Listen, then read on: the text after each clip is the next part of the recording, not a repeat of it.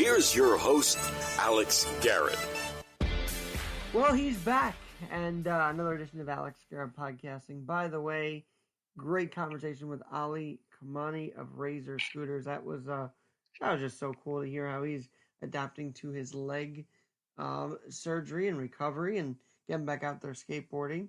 And he's one with the culture, as is my returning guest, Charlie Culture. Hey, Charlie, what's going on?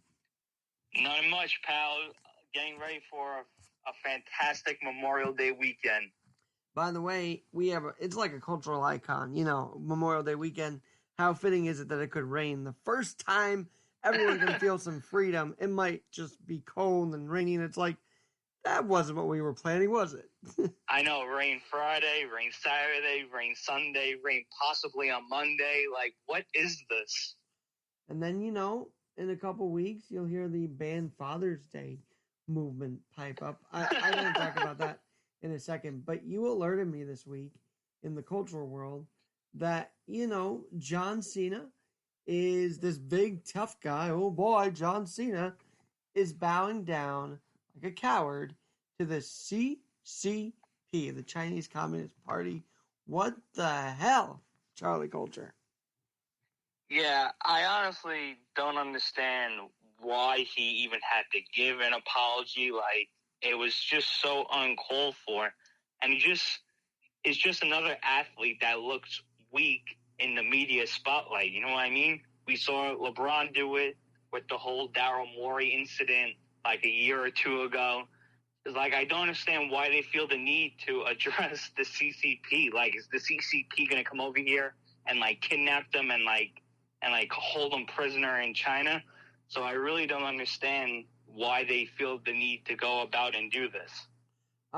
More importantly, I don't understand why the NBA feels the need to do this. Oh wait, I know why, because they get money from them, right? They're in this right at the end. Right, exactly. At the end of the day, it's all about the dollar signs, just like everything else in life. And I guess if they need to keep, their source of income happy, then I can understand why. But it's just stupid that they have to rely on these people for money with all the bad stuff that they've done over the years. It is to me treacherous and almost, I guess I wouldn't say treasonous, but it is traitorous at best of what they do to rely on them for their income and not New York. It's just like, not the United States. It's like China doesn't like us. Now we're giving them the intellectual property to vaccines, which I'm not a big fan of, and I'm questioning that. But yeah, it's just John Cena. And did you notice any other reaction to it on Twitter? I can't imagine people were supportive of it, were they? Well, I sent it to my friend Matt, who is probably one of the most biggest John Cena fans there are in the world, and he was a little, fed up with it, kind of calling him a sellout and everything. But it just doesn't make sense. But I will say, though, the memes that have come about from it have been pretty funny. So I'll give kudos to that. But all in all, it's just a terrible, terrible look. Staying in the cultural world, last night, New York City became like a Vancouver or Boston, any of those random cities that outburst after a win of a championship. Our city partied like we just won the championship and it was only game 2. But what was it like for you to see them pouring out of the Garden and cheering them on and sticking around, crowding up around the Garden? What was that like to you? Because you're a big basketball fan, Charlie Colton. Thank you. Well, you know what I think it was? I think it was just 8 years of just failure, of hard times. And when you reach like your lowest of lowest points, like how the Knicks have, and feel as though, they got screwed over with the lottery, they get screwed over year by year in and year out. Whenever they do good, people always complain. They're always dragged in the media because people like to use them for clicks. It felt good to finally be able to do something positive and be in a positive spotlight. And it was just 8 years of just built up emotion, just all let out by, the Knicks fan base. But I will say I am happy to see that is actual fans that are celebrating and not the usual suits that usually sit at the Garden to watch either the Knicks or the Rangers or whoever is playing at the Garden. It's I thought you were going to say fans. The cutouts. You were happy the cutouts weren't celebrating last.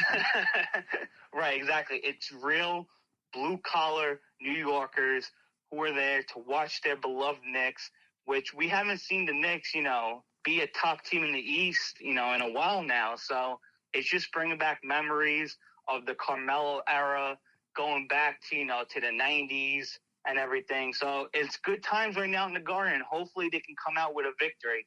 Although I wasn't a big fan of the "We Want Brooklyn" chants. There's no reason for that.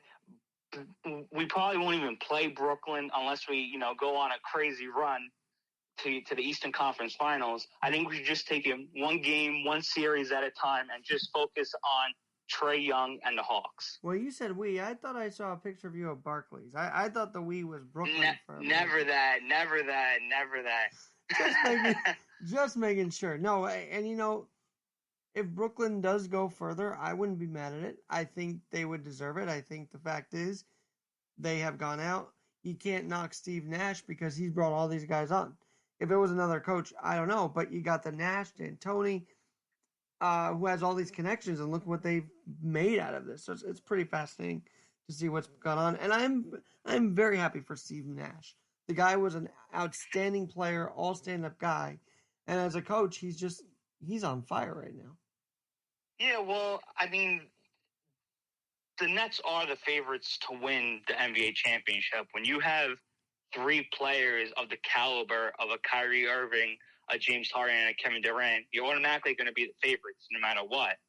So, but I think the problem that lays with the Brooklyn Nets is that they're not like the New York team. It's not like they've been in Brooklyn throughout their entire franchise history.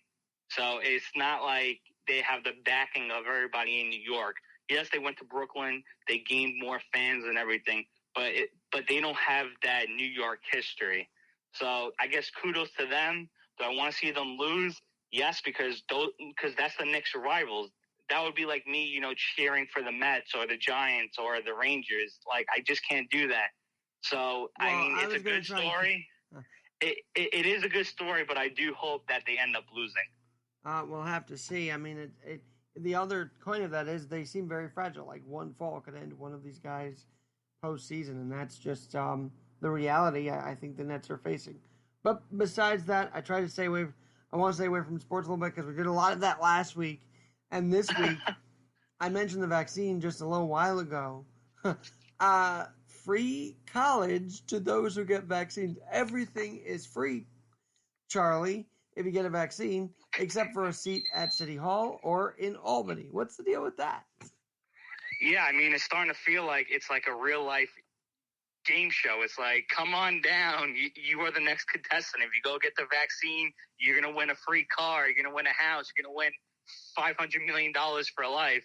It's just crazy that they keep coming out with all these incentives to make people get the vaccine, which I think just makes it seem more sketchy than it already does.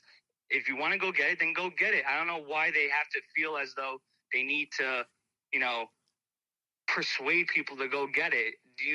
Who was on it? I believe it was John Starks. He was saying that people came down to the Garden to get the vaccine. They would get Knicks tickets for next year and everything. I mean, yes, it's good to go out and get the vaccine, but why do incentives need to be attached? So, you know what I mean? It's kind of like, but we're talking about tuition here, Charlie. That is throwing it in the face of you and me and anybody else who's been paying tuition over the years. Right, but it's kind of like, which incentive do I really want in order to say, let me go outside today and go and get the vaccine? It's kind of like a wait-and-see approach. And if they keep on, increasing the value of the incentive, they might actually end up giving away a car or something. It's just crazy. Yeah. Hey, you know what? Offer some free a rental, real estate now because the real estate business is hurting. Give us some free space back. That's what I'd call for. It should get to that level, I think, if it's going to be that much. But yeah, and you've got the governor still promoting all this. by the way, on this topic, have you noticed the subway conductors? Do you take the subway, right? So have you noticed them, say, "Oh, stop here and get your vaccine"? Like, I don't like it being propagated through this public address system of our subway. That's not good. Well, they actually had an ad up. I forgot what train I was on, but I saw it, and it was like if you headed over to 34th Street in Herald Square, I think, or somewhere around there, you get a free Metro card for a week and whatnot. So I'm just saying to myself, you know, that's a pretty good, deal, because considering that I take the subway. So, I mean, some of these incentives are pretty cool, but it's just crazy how everything is turning into, if you go and get the vaccine, you're going to be rewarded for it. It's downright, I don't know, I said on Facebook, it extends the government's will, and that's what I'm always worried about, so it's just dangerous. Hey, I've got to ask you, de Blasio and a Knicks hat, was that just wrong to see, or what do you think of that?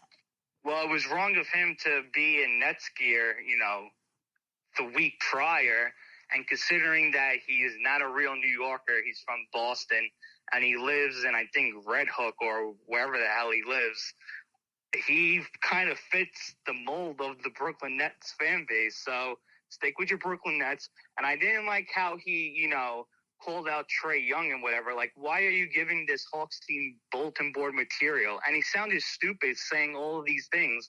I will bet my life that Bill de Blasio has probably not watched more than 5 NBA games this season. Like, I just don't like it. He just sounded so stupid. And I hate when politicians who probably haven't even watched any sports games throughout the season decide that they're going to, put on a jersey and a hat and start trash talking as if they know what they're saying. And to me personally, I think it's a bad luck type of thing. Well, ironically, they did win the day after he wore it, so that was kind of funny to me. Hey, there is some more Twitter stuff, as I mentioned. Ban Father's Day. You didn't really know this when I brought this up to you. I said, "What the heck's going on here? Like, you're a father. Why? How does it make you feel to even see that?" I mean, if this was like 3 years ago, I would have more of like an outrage. But honestly, at this point, with everything that happens in this world today, I'm really not surprised at all, to be honest. We're, at one point, there's going to be a cancellation for everything. We're all just going to sit in the corner. We're going to twiddle our thumbs, and that would be life as we know it. You know what I mean? It's just pointless. There's a problem for everything. Everybody's always in their feelings. Everybody gets hurt by something. If you do, if you do A, somebody with B gets hurt, and everybody's upset, and we gotta lash out, and you gotta make everybody happy, and participation trophies, and blah blah blah. It's just disgusting. It's the cancel culture is nauseating, and it's nauseating to fight. So I don't know. I just can't help but fight it, though. There's just something in me that says, "No, you're not gonna get away with these kind of things." Just because here's the thing: if enough people speak up, then they will do something stupid like that, and that's what I'm worried about, to be honest. Yeah, I mean, it's kind of like, how far can you push somebody until they snap? You know what I mean? Well, yeah, like how many times, how many times can you push a politician until he finally caves in? That's kind of where I see it with this stuff. I mean, I don't think Biden would legislate banning Father's Day, but it's not out of the realm. It's just honestly, what comes about if you were to ban Father's Day? Like, what does that prove? What does that do? Like, I don't understand the reasoning behind it. Like, I just don't get it. Yes, it is, kind of like a Hallmark holiday, like Mother's Day and Valentine's Day, where we should appreciate our loved ones every day of the year. But it's just kind of like a day to, like, recognize them and give them their, due for what they do, 365 days a year. So I just don't understand what comes about if you were to cancel Father's Day? Like, does canceling Father's Day bring world peace? No, so I don't understand the point of it. I'm looking at your Twitter, by the way, and I see a couple interesting things. I react to the Piano Man, but I also sent you an article today where we saw a councilman who's running for mayor in Atlanta have to call the cops after wanting to defund the cops because his car got stolen. Charlie, we see this on Twitter a lot, this whole anti-police thing, but it's a real life, who are you going to call if you hate the cops, right? Right. I think what it just comes down to is I think they come up with these laws and everything just to shut people up. It's kind of like when you have like kids and they're constantly crying because they want something, and then you finally give in just to keep them quiet, and you don't care what the repercussions are. I mean, that's what it reminds me of in a way, and I think it's just stupid. But I do think there needs to be a broader and a more a more efficient way to do things and make changes, not just, doing with the first thing that comes into your head. We aren't going to change things overnight. It needs to be a long, drawn-out process because there is no simple solution. But they think just by putting... It's like the movie... what was it called? It was This Is the End, where... who was it? Not Jonah Hill. I forgot who it was. But there's like a big crack in the wall, and he takes a piece of duct tape to put over it, but it doesn't help. And that kind of reminds me of what they're doing here with this. It's kind of like trying to put the Band-Aid over, something that's way larger, and it's not going to help. I'm glad you mentioned that kind of idea of like a Band-Aid, but it's not going to help the thing. Because to be honest, folks who are listening, Charlie always sends me this in good fun, and I often wonder, Charlie, when you send me this, what your actual reaction is, because you send it because it's just like something funny you saw, but I've got to also feel like you have a feeling toward it. That's why you share it. Yeah, like, what it is that if you go against the popular opinion, then you're, hashtag canceled, and you're racist, you're sexist, you're atheist, you're this, you're that, you're blah, blah, blah, blah, blah. So I think it's getting harder for people to voice their unpopular opinion on things. And I think it's okay for people to difference in opinions. Like, if you go to a deli and you go order a bagel and you prefer cream cheese over butter, that's okay. Whatever you want on your bagel is okay. But for some reason, if you differ in opinion, it's like you just committed like mass murder or something. It's just sad to see. It's so funny about this because the outrage of Bagel Boss guy. I'm just thinking of him right now. Right, but we should all have different ideas and ideologies because that's how we move and proceed and expand as a society. And it kind of feels like you have to be careful with everything that you do and say because then you're going to be, then you're pretty much going to be canceled. I know, and what's interesting is the people that want this are the same people that say tolerate everything. It's so backwards to me. Right, it's, what it is? It's one big contradiction. Now, I don't know if we went into this, but you corrected me on Jean Valjean's spelling because I have one more day of like being production director as a substitute at the radio station we work at, and I'm like, oh, that's funny. You're like Jean Valjean. I spelled it wrong, but then you spelled it right, and I'm like, wait, how does the sports guy know Les Miserables? And you just added a total new wing to this Charlie Culture segment because you love Broadway. I am very impressed with that. Firstly, because all I know you for is sports and having laughs. I didn't know the Broadway part. Yes, I am a low-key theater person. My favorite musical is probably Grease, I would say. Yes, I'm very cliche, but I've always loved Grease. Now, you say musical, but you mean the movie, right? Because there was an actual musical. Yeah. I also like Phantom of the Opera. I like Sweeney Todd. Hello, Dolly was pretty good. Music Man was pretty good. Well, And he Music was Man, you know what I solid. think? Hugh Jackman, when they reopen Broadway, needs to have those 76 trombones go down Broadway as a reopening. Come on, let's do it, right? You know what? That's not a bad idea. I like that. And this is me wandering around New York City at like 10 o'clock at night after work. I'm like picking up these ideas left and right. And on a Zoom I was on earlier, it's kind of like how that goes, right? If you're in the city, you just pick up on these things and make ideas out of them. Right. Yeah. I mean, for some reason, I always get a text from you at like 11:30 at night of you posing in front of the Empire State Building or something. I'm just like, bro, what is this kid doing? Go home. It's time for bed. Not for me. But that is kind of funny. And my phone hasn't been stolen yet, thanks be to God.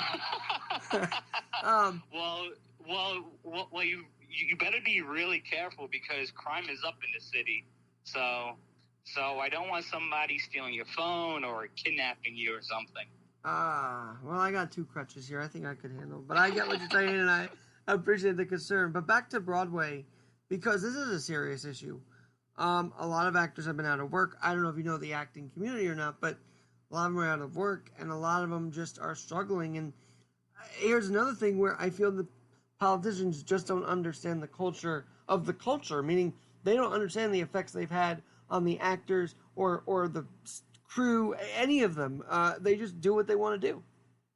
Yeah, well, I think with everybody getting vaccinated and everything, and that movie theaters have opened up and especially sporting venues, I think we're going to see Broadway up and coming sooner rather than later. And once de Blasio is out of office in November, I think that would be, the real comeback more than anything because, whoever wins the election is probably going to be a way better mayor than him.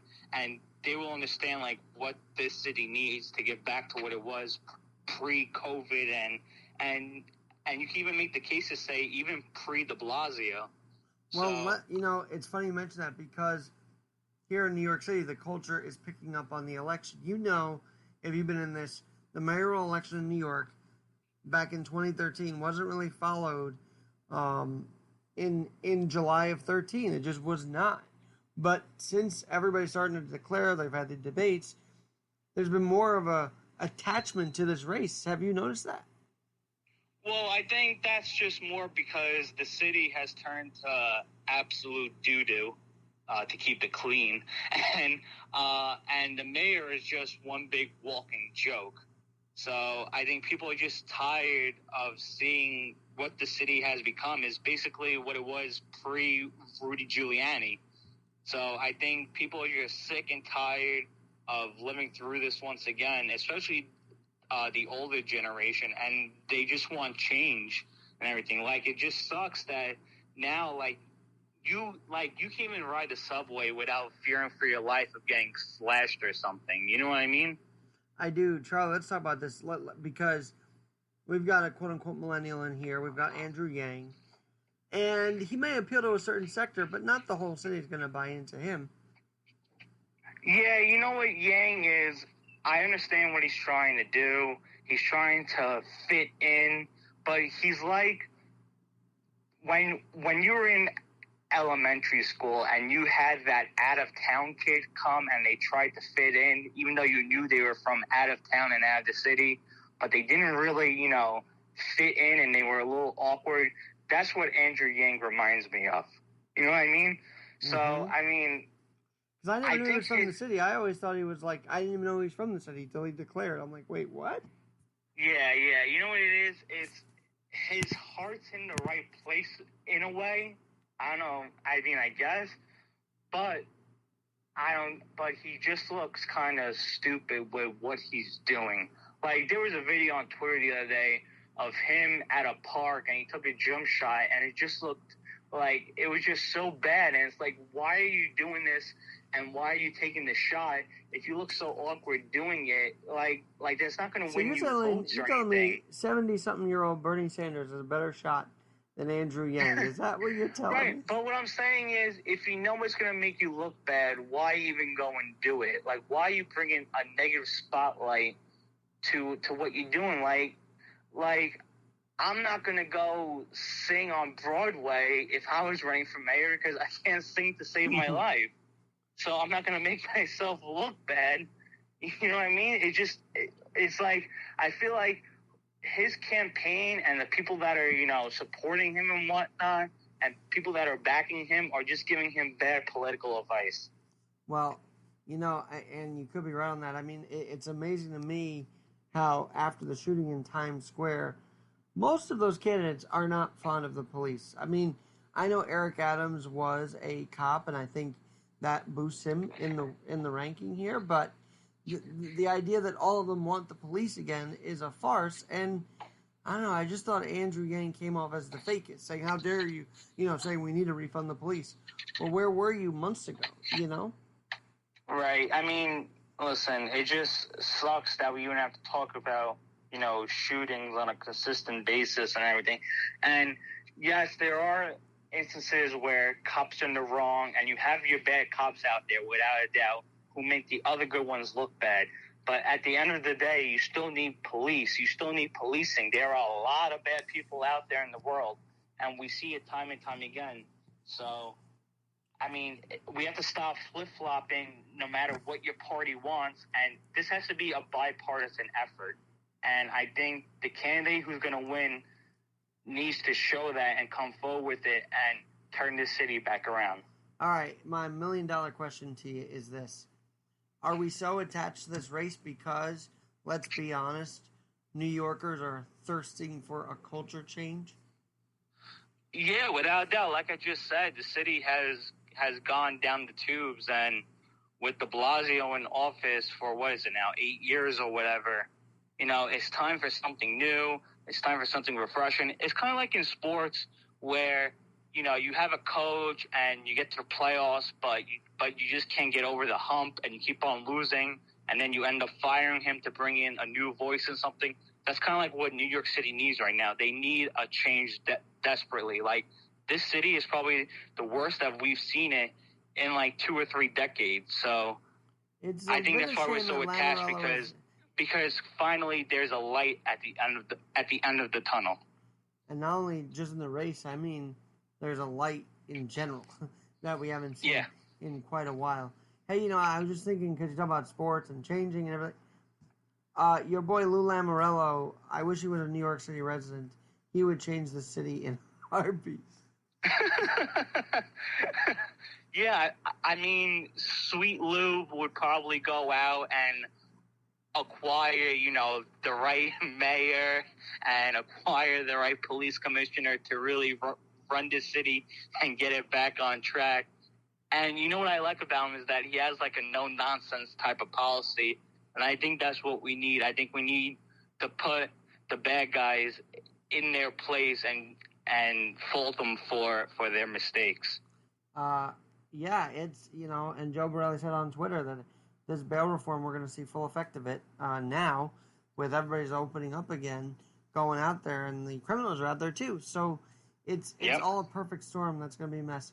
All right, I don't know if you follow TikTok trends as close as I do. I mean, I'm the one supplying them to you, for God's sakes, but that's okay.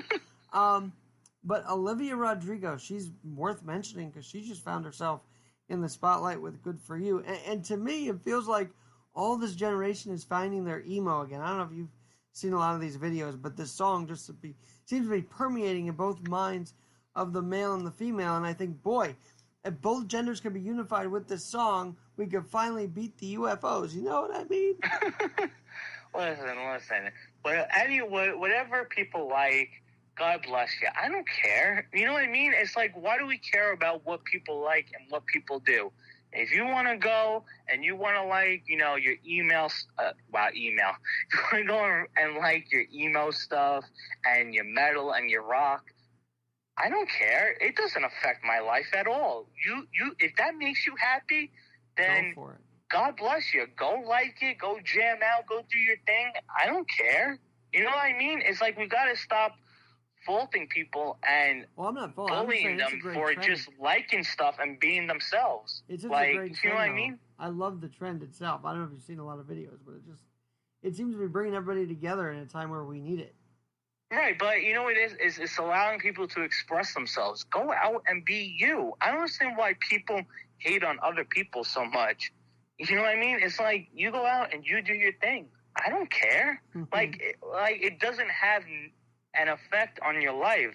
So if if Johnny up the block, likes to paint his nails black and he listens to Black Sabbath or whatever, then, all the power to him. I don't care. If that makes him happy and he's enjoying his life, then good for him. All right, yeah, I agree, and to me, I just love seeing people be themselves, and she's really done that. She's had a few hits this year, to be honest, if I'm being honest with you. Now, it's Memorial Day weekend. It might be a little rainy, but any good plans? Unfortunately, I have to work, but I am going to the beach on Monday for a friend's birthday, depending on how the weather is. So those are my only plans, sadly. Nothing sad about it, man. You got to work, and you have fun at where you work, and I know about that every week, it seems like. So I'm glad that you're having fun where you're at. Thank you, sir. Thank you very much. And on that note, I feel like we have a nostalgic kind of week in the culture. We saw Mickelson. We saw the Knicks, the Islanders at the barn, the first time since '93. How nostalgic does it feel? I mean, you weren't around in '93, right? But just no, I wasn't. knowing it was a long time coming for Islander fans. I mean, for the Islanders, yeah, it hit the culture. And do you think being in Brooklyn brought New York City fans into the fold more so than it did when they were just on the island? I mean, I guess it did. I guess it broadened their fan base, but they were always going to have their main fan base out on Long Island. Pat McAfee said it best. The Islanders have been, a staple on Long Island for their entire franchise. That's Long Island's team, and that's why you see the Coliseum rocking like. That's Long Island's only professional, major sports team. So they love their Islanders. So, but I do think they probably did gain a couple of fans once they moved over to Barclays. But the key here that we got to remember is that fans are now allowed back in the building and at venues and everything. Like, think about it. When Phil Mickelson was making his walk down 18 on Sunday, did you see the mob of people that followed him? We hadn't seen that since the days of, Tiger. You know what I mean? It was cool. It was great. It was fascinating. Just a swarm of people just following Mickelson and Koepka down 18. It was beautiful. And I think that's what we really miss. And you want to talk about nostalgia? I mean, we never see that. I think the only times that we've ever seen that is with Phil and with Tiger, the two superstars of the golf world over the past, I guess 2-3 decades or whatever. So they're proving age is just a number. At least Mickelson is, and Seaver did too. By the way, speaking of old legends, Tom Seaver won his 300th game at 40. So I'm just thinking to myself, all these guys when they get older, they still have the will. And the sad part is our generation has sort of lost the will to be that good or that dedicated to anything. I don't know. It's just because everybody gets a participation trophy. If you finish in second or third, it's okay. You still go and get a sticker. There's no fight. There's no will. There's no, hunger to go be number one. People are content with being number two. And I wasn't brought up that way. I was always, if you're not finishing in first, then you're doing something wrong.